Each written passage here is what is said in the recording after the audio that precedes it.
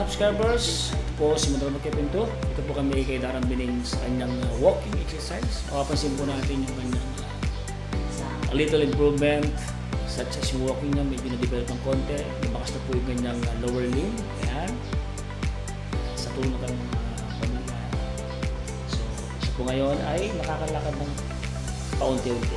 Ayan. Sa lahat po ng mga humor dyan at Gomez family, shout out!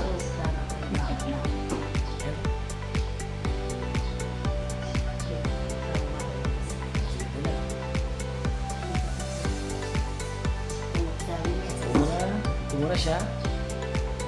May kayang kakainin yung camera. Ayan.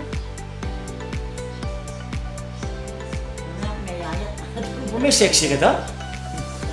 Actually, this is our third round. Hindi ko na-record yung 2 rounds. So, record ko na konti para may reference kami for this day. Our therapist. Let's go. Focus ka tayo. Focus tayo. Mula. Good. Next step.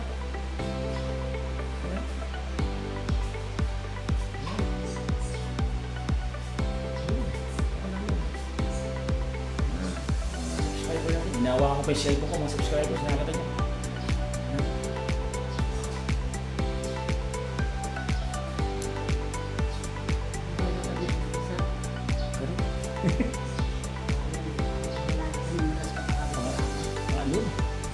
Makalimata na po. Pang-apat na. Ano pa? One right ka to. Wala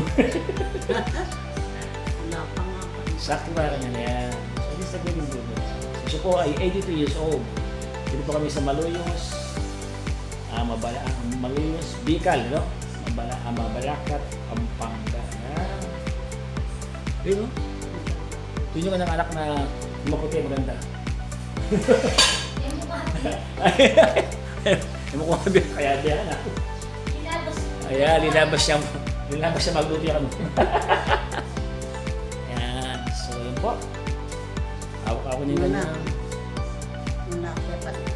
Muna ako ba? Kaka muna. Naka pa. This is a great walking therapy and K2 program. Subscribers po natin. So talagang tiyagaan po ang ating stroke therapy program. So nakakatuwa po dahil po siya 83 years old and a chance her to walk again. Makikita nyo, isang kamay na lang pong hinahawakan natin. Pagkat sa kamay po nakahawak po sa akin cellphone. Ayan. To prove it, yung kanyang improvement.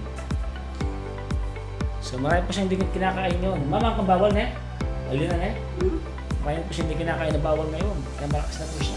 Nag-i-ensure pa, no? Nakanarin bawal. Mag-ensure ka? Katas? Hindi mo na-ensure, di ba? Ay, mo kasi kung ensure. Sali?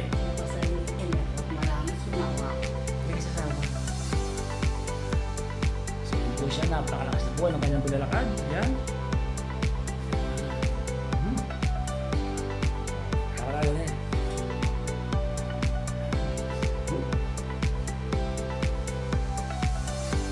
Sige, lapasan mo diyan. Sige pa. Malawat ka pa. Sige pa. Sige pa.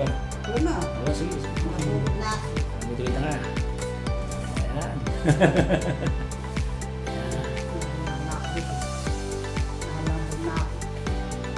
Kaya pa. Kaya pa.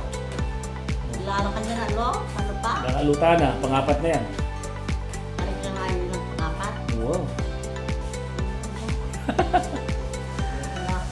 So, pahinga muna siya ng konti. So, medyo tuloy-tuloy po yung aming vlog ngayon para naman magbigay kami ng encouragement sa ibang matatanda na na-stroke. Si Nanay Bining po ay 83 years old. Nagkaroon po siya ng konting arthritis sa kanyang toe. General po siya. Same time na-stroke pa. So, marami pa. Kung wala po siya arthritis, maganda po yung dinalakan niya. So, yung kamay mo, lumakit na nga kamay mo. Maganda ba ng konti kamay mo? Ayun mo.